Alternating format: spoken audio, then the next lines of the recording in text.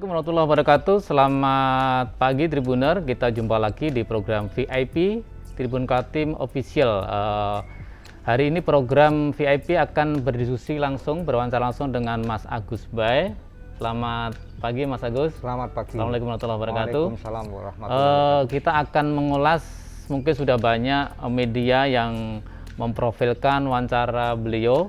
Beliau adalah pegiat perintis mangrove Geraha Center atau Geraha apa namanya? Mangrove Center. Mangrove Center. Tentunya nanti kita juga akan kembali berbicara, berdiskusi karena beliau Mas Agus Bay ini baru saja menerima penghargaan sebagai Local Heroes Tribun Network. Selamat Mas Agus ya. Alhamdulillah. Ini adalah merupakan apresiasi dari grup Tribun Network, Tribun Kaltim bagian dari Tribun Network. Kemarin memberikan penghargaan kepada para pejuang, para pegiat di berbagai bidang. Salah satunya adalah pegiat lingkungan, Mas Agus Bay, perwakilan dari Kalimantan Timur mendapatkan predikat sebagai Local Heroes di bidang lingkungan.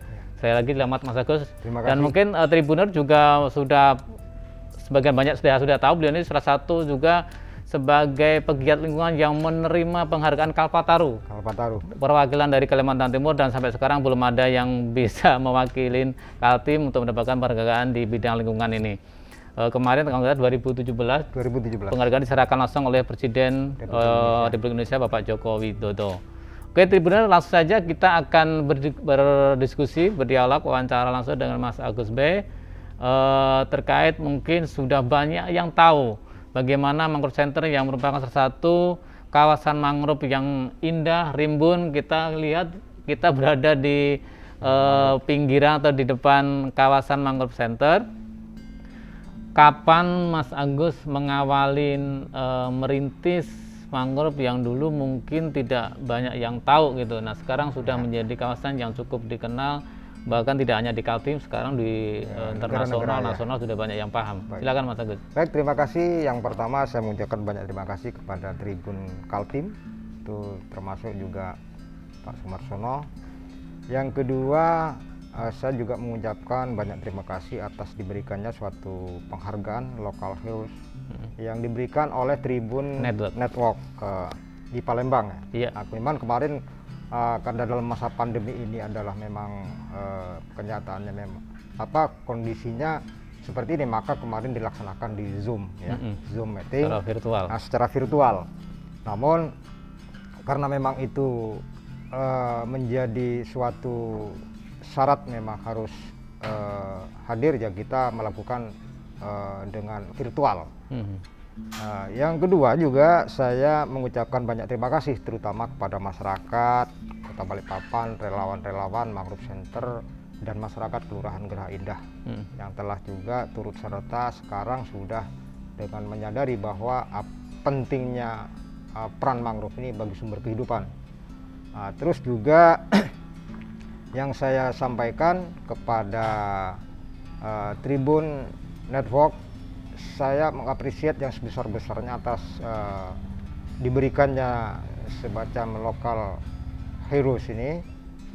Karena kenapa? Sejak tahun 2017 kemarin yang diberikannya suatu Kalpataru oleh Bapak Presiden, dilanjutkan lagi di tahun 2018 oleh Bapak Gubernur Kalimantan Timur yang diserahkan langsung oleh rapat paripurna waktu itu. Jadi 2017 saya menerima Kalpataru, 2018 karena hari ulang tahunnya Provinsi Kaltim, jadi yang ketiga tahunnya ini. Artinya sudah cukup banyak penghargaan yang diberikan ke Mas Agus, mulai tingkat kota, provinsi, nasional, internasional banget sudah ada ya. Nah tadi mungkin yang kembali kepada awal, sebenarnya kapan sih mulai merintis mangrove sehingga sudah menjadi yang cukup luar biasa ini Mas Agus? Baik Mas, dulu ya kalau bilang saya banyak mengucapkan terima kasih ya termasuk kepada kader-kader muda. Karena dulu saya merintisnya bagaimana tahun 2001 ini berjibaku dengan mangrove. Apalagi mangrove tidak pernah terlintas di benak saya apakah mangrove ini potensinya luar biasa, tidak pernah. Yang terpenting bahwa di benak kita ini saya menjaga pohon-pohon ini untuk melindungi daripada dampak saja. Ternyata yang kita lindungi adalah mangrove gitu. Jadi 2001 bagaimana berjibaku, ya tidak mungkin saya melakukan kegiatan ini tanpa hanya ada satu gerakan bersama gitu hanya dilakukan sendiri mustahil rasanya. Tetapi berjalanlah waktu ya seakan tidak pernah percaya. Kenapa nggak pernah percaya ketika saya menanam itu? Lalu dengan siapa saya akan melaksanakan? Nah, kebetulan kita sama-sama dulu di KNPI ya. Di KNPI walaupun saya memulai dari sebagai masyarakat, tetapi dulu saya memanfaatkan kebetulan waktu itu kami selaku ketua PKKNPI Balikpapan Utara. Betul, ya. Lalu kita juga sama-sama dengan Mas Marsono waktu di DPD KNPI dan atas juga saya kalau juga memberikan apresiasi kepada Pak Muhaimin sebetulnya. Pak Muhaimin ini adalah sebagai pendorong juga luar biasa. Terus yang ketiga juga saya sampaikan banyak terima kasih terutama adalah Bapak Indad, jadi wali kota terdahulu. Saya apresiasi sekali sebetulnya dua tokoh ini yang mendorong kami, menjadikan semangat tuh. Ini yang menjadikan semangat. Walaupun pernah terlintas dalam wawancara ini tidak pernah saya sebutkan, tetapi jasa beliau ini juga sebagai pendorong. Ini memberikan semangat bagi kami. Alhamdulillah alhasil di 2017 diberikannya suatu reward, dan walaupun melalui proses yang cukup panjang ya, dengan adanya verifikasi kayak sidang seperti inilah. Karena saya tidak pernah terpikir bahwa kami ini adalah mendapatkan sebagai Kalpataru di tingkat nasional. Dan kemudian kami diundang ke Jakarta untuk menerima itu dalam bentuk ya suatu piala, mungkin mereplikasinya juga nanti ke depan. Insya Allah mudah-mudahan kita diberikan waktu oleh pemerintah sebenarnya melalui badan suatu lembaga yang nantinya ada forum Kalpataru nasional. Jadi para penerima Kalpataru akan dibentuk semacam komunitas. Alhamdulillah Kalimantan Timur ini kami juga mewakili itu. Mewakili itu, Mas. Oke, Mas Agus. Tentu kan tadi sampaikan tidak mudah untuk mendapat atau meraih Kalpataru tadi kan, prosesnya cukup panjang. Tidak sekedar melalui diskusi, wawancara, tes, tapi juga di awal yang tentu ada suka dukanya. Mengawali itu yang mungkin berat. Nah, gimana Mas ketika mengawali, merintis, memulai menanam pertama kali mangrove di mangrove center ini? Baik, Mas. Sebetulnya Kalpatarunya saya bagi dulu ya.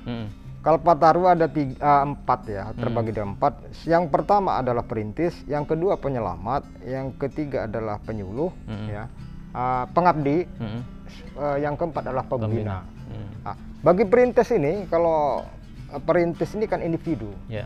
Ya individu saya juga tidak pernah tahu, juga terlintas dari benak kita siapa dulu yang ngusul, entah bisa jadi dari LSM, entah bisa dari instansi. Ya, ketika saya menerima verifikasi itu baru ketahuan setelah 6 bulan sebelumnya. Yang kedua adalah juga penyelamat. Kalau penyelamat ini kelompok ini bisa mengajukan juga instansi baik juga LSM atau kelompok. Yang ketiga adalah pengabdi. Pengabdi ini bisa jadi penyuluh. Kalau pembina bisa juga pemimpin daerah wali kota. Dan saya tidak pernah terpikir dulu.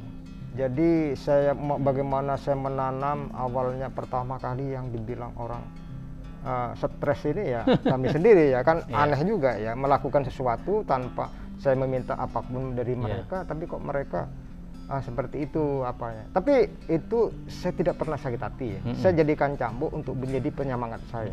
Nanti kalau saya ngomong begitu nanti kiranya kita lebay. Kan terlalu pingin mau cari simpati sehingga ngomong begitu. Enggak, memang kenyataannya demikian. Butuh berapa tahun ketika mengawal ketika orang mencela Mas Agus itu stres atau mungkin gila. Nah, akhirnya masyarakat ternyata apa yang dilakukan Mas Agus itu menunjukkan hasil itu berapa tahun butuhan waktu itu? Ya, gini Mas. Ketika kita menanam sesuatu yang kita belum tahu, ya wajar orang mau menyatakan seperti itu. Mengajak orang seperti itu tidak mungkin juga pernah mau. Karena kamu juga punya keahlian apa, kamu juga tahu tentang pengetahuan apa. Ya logikanya memang begitu. Ketika ngajak kita belum tahu apa-apa, ngajak dianggapnya memang kurang kerjaan, pastinya begitu. Tetapi ketika sudah berjalan waktu ini menjadi bagus, menjadi baik, ini sudah menjadi tertarikan. Ya. banyaklah kecemburuan seperti itu. Mungkin jangan-jangan Pak Agus ini melakukan seperti ini, jangan-jangan nanti supaya dapat bantuan, jangan-jangan membuat seperti itu supaya pengennya menjadi terkenal, kan mungkin seperti itu.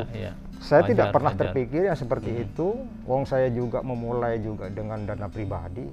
Saya tidak pernah meminta kepada masyarakat, tidak pernah meminta kepada siapapun, tidak pernah juga memakai dana APBD, tidak memakai dana rakyat, pakai dana pribadi. Ya kalaupun relawan, karena memang ini butuh, ya kalau mau ikut kita, ayo sama-sama.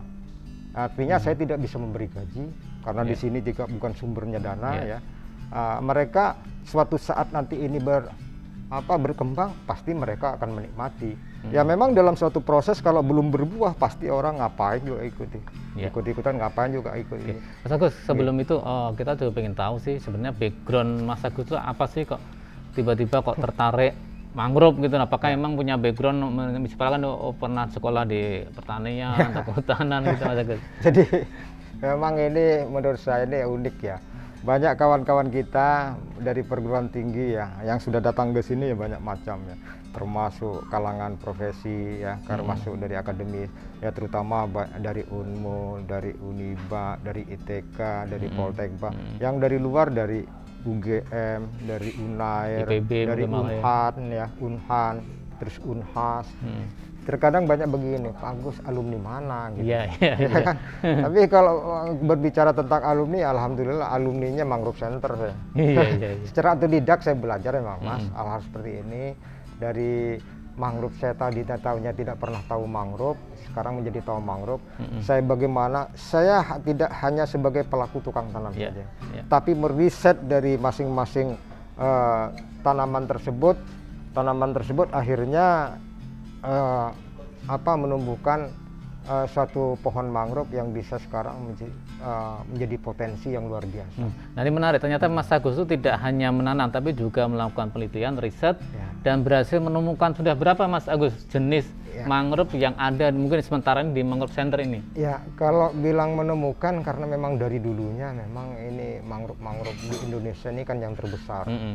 Yang terbesar ini adalah memang di dunia adalah di Indonesia. Indonesia sendiri Kaltim punya peluang yang cukup luar biasa lah tentang keberadaan hutan mangrove ini. Begitu berjalannya waktu dengan referensi daripada kawan-kawan peneliti di sini, ternyata tanamannya seperti ini ada beberapa jenis ada di sini semua. Begitu kita cocokkan, matchkan, mungkin bisa lebih daripada 23 jenis seperti itu. Mangrove ya. Jadi bukan mangrove. Dan alhamdulillah saya tidak hanya sekedar menanam saja. Jadi supaya bagi pelaku-pelaku mangrove di Indonesia juga atau pelaku-pelaku mangrove di Balikpapan mengambil potensi yang ada seperti itu. Sehingga mangrove ini tidak sekedar bukan ditanam, tetapi bisa dimanfaatkan untuk vas bunga. Jangan mengeksploitasi buah atau kulitnya dikupas lagi yang kira-kira bisa merusak tentang pohon mangrove tersebut gitu. Mengeksploitasi tentang itu karena hanya sekedar ekonomi. Karena berbicara tentang mangrove ini kita berbicara tentang ekologi, ekonomi gitu. Jadi ekologinya bagus, ekonomi juga dapat itu. Sehingga sekarang kan dengan adanya destinasi ini jadi berdampak dua-duanya. Ekologinya terjaga, ekonominya juga dapat. Oke. Kalau bicara ekologi kan sudah kelihatan nih, mangrove kelihatan sudah hijau, rimbun, lingkungan juga terjaga. Nah, kita bicara soal ekonomi nih. Tentunya juga Mas Agus ikut memberdayakan masyarakat di sekitar Geraha Indah. Nah, apa yang sudah dilakukan hingga saat ini? Ya memang kita awal kita memang membuat mangrove ini sebagai bentuk daripada upaya konservasi, melindungi habitat yang ada di dalamnya. Begitu kita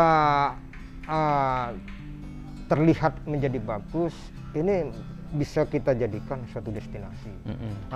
Destinasi ini bisa mengangkat pada ekonomi. Ekonomi ini tidak bisa dipikul hanya dengan saya, tetapi perlu juga peranan-peranan masyarakat, perlu peranan pemerintah. Bukan hanya sekedar Pak Agus begini-begini aja, tetapi ada actionnya, aksinya. Jadi peluang itu kita sudah buat objeknya, tinggal peluangnya monggo sama-sama silahkan apa yang bisa didapat. Karena kenapa? Manfaatkan tempat ini ketika ini menjadi destinasi, karena ini adalah tempat berkumpulnya tamu yang dari luar, Ya. dari bukan hanya tamu dari hanya lokal saja, berapa negara yang sudah datang sini, berapa tamu dari provinsi yang datang ke sini, dan bukan sedikit. Dan itu peluang yang luar biasa. Ketika mereka kembali pulang ke rumahnya, kepada negaranya, mereka pasti akan menginginkan apa yang bisa saya dapat dari sini selain edukasi, apa yang bisa dapat dari sini, mungkin cenderamata, merchandise-nya. Ini kan jadi peluang. Dan mereka datang ke sini kan juga perlu makan. Makan ini adalah kuliner, seperti itu. Kira-kira seperti itu. Mas Agus, ini kan kita tayangkan di YouTube. YouTube kan ibaratnya kan global ya. Nah, kira-kira kalau mungkin masyarakat luar, mungkin luar Kaltim, luar negeri bahkan, kalau pengen ke sini sebenarnya apa sih yang mungkin yang bisa dipamerkan, yang dipromokan, yang bisa dijual dari mangrove kita tuh apa sih? Jadi ketika ini ekologinya menjadi baik, memberikan edukasi kepada selain juga masyarakat, termasuk kepada perguruan tinggi. Jadi tidak hanya sekedar menjual tentang edukasi secara ekologi, tetapi potensi destinasi ini kita sampaikan luar biasa. Kenapa saya katakan demikian? Kalau berbicara destinasi kan ada syaratnya 3A, aksesibilitas, amenitas, atraksi. Atraksi ini kita bisa pilah lagi, atraksi secara alami, atraksi tradisional, atraksi budaya. Yang alami, yang alami jelas ada. Kita ada bekantan. Ada bekantan. Satu-satunya Pulau Kalimantan yang binatang endemik yang ada di Pulau Kalimantan hanya Pulau Kalimantan di Indonesia. Dan ini menjadi sumber kekayaan alam. Jadi sumber daya kekayaan alam bukan hanya mineral saja, tetapi keberadaan satwa flora dan fauna ini menjadi kekayaan sumber daya alam kita. Ini kita ekspor, tidak semuanya punya, ya kan? Kan tidak semuanya punya. Kalau ini jadikan atraksi, terutama untuk bisa menjaga kelestarian itu, ini kalau terjaga mangrove-nya, otomatis mereka habitatnya masih terjaga dengan baik. Jadi benar informasi juga, mangrove center ini Anda bisa melihat bekantan, bisa menelusuri Teluk Balikpapan, dan kalau beruntung bisa lihat ikan pesut pada jam-jam tertentu kan, Mas Agus ya? Oke Mas Agus, nah sekarang kita bicara ke depannya nih. Apa sih yang akan direncanakan ke depan sehingga mangrove center menjadi sebuah destinasi yang tadi tidak hanya dikenal oleh masyarakat Kaltim, juga masyarakat luar Indonesia bahkan? Baik Mas, jadi Kalimantan ini kan sekarang kan sudah ditetapkannya menjadi ibu kota negara, termasuk Kalimantan Timur berarti Penajam, Kabupaten Penajam Pasir Utara. Calon bakal sudah ibu kota. Ke depan jelas orang yang mau datang, baik yang mau urban itu harus dipersiapkan.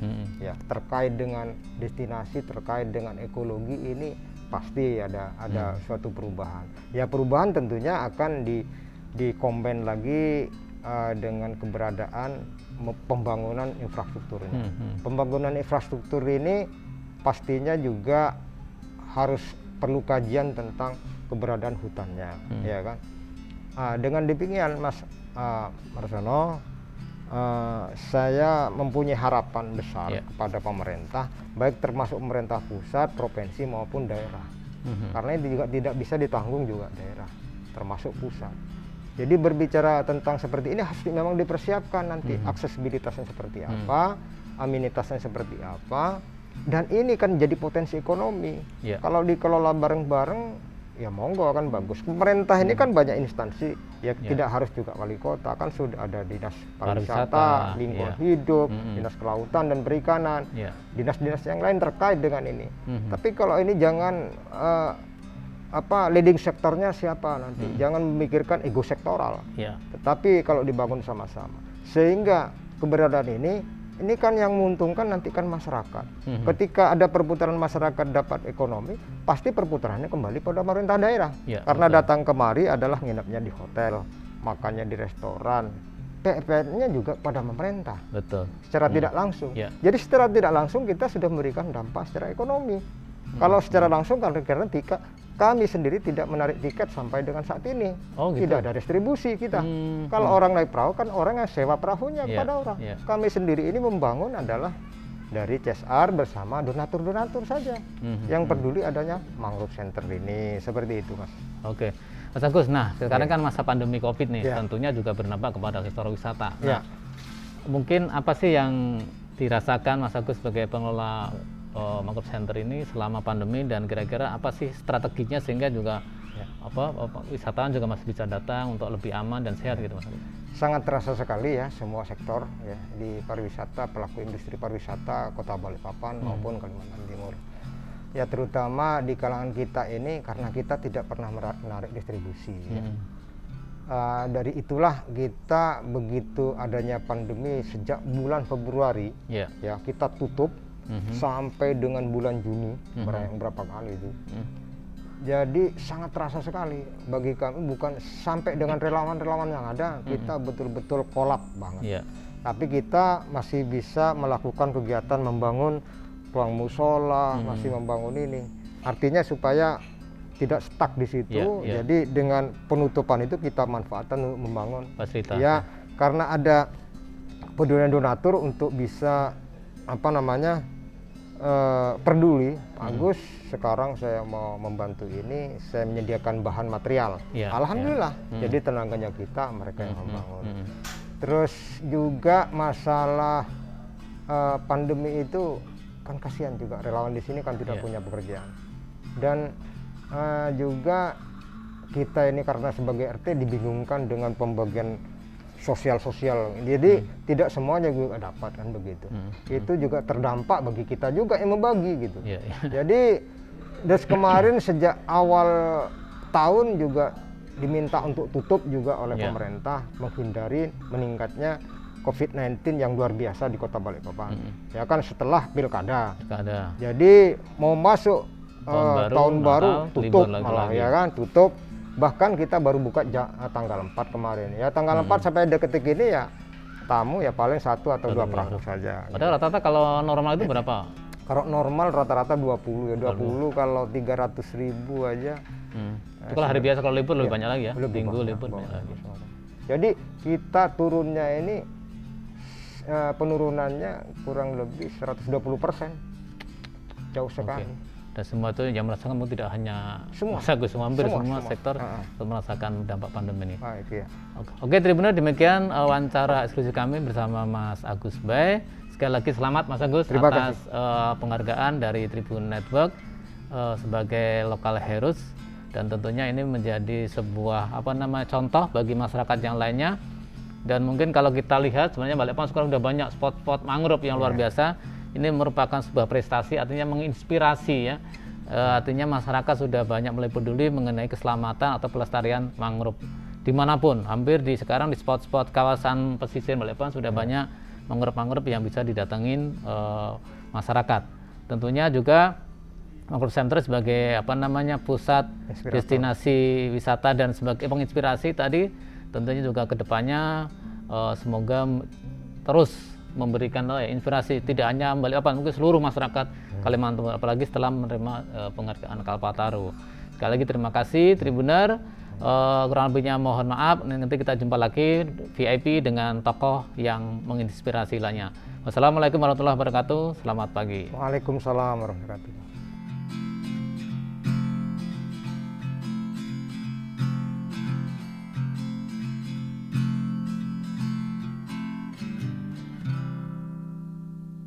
Thank you.